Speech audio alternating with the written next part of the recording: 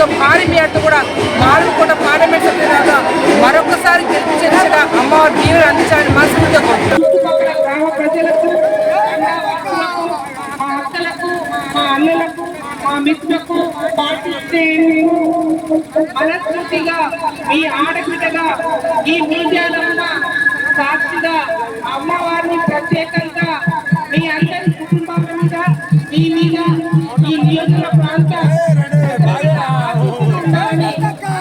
మనస్ఫూర్తిగా మీ ఆడబిడ్డగా ఈ ముత్యాలమ్మ అమ్మవారిని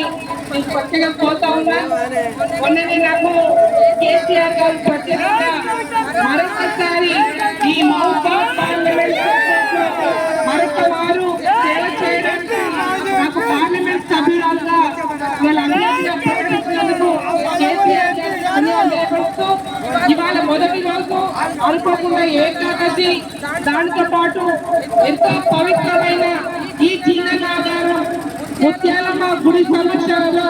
ఇవాళ మొదటి రోజు నా ప్రచారం భాగంలోనే ఈ ఆడబిడ్డ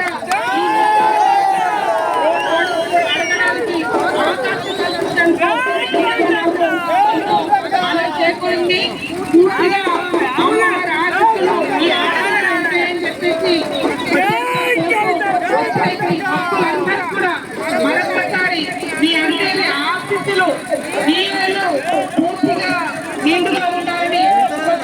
ప్రజలందరూ కోరుతా ఉన్నాను. అంతేకాకుండా మరొకసారి అమ్మవారి ఆశీస్సులు ఇక్కడ వచ్చిన ఏదైతే మీరు సమర్పించిన బోనాలు కావచ్చు, మీ మొక్కులు కావచ్చు, అన్ని కూడా మీ కోరికలు తీర్చినా కూడా అమ్మవారు నిండుగా మీరు దీనికి ఆరోగ్యంగా మీ అందరూ ఉండి మీ పాడి పంటలు పంచుకోండి, మీ కుటుంబాలు చల్లగా ఉండేలాగా ఆ ముత్యాలమ్మ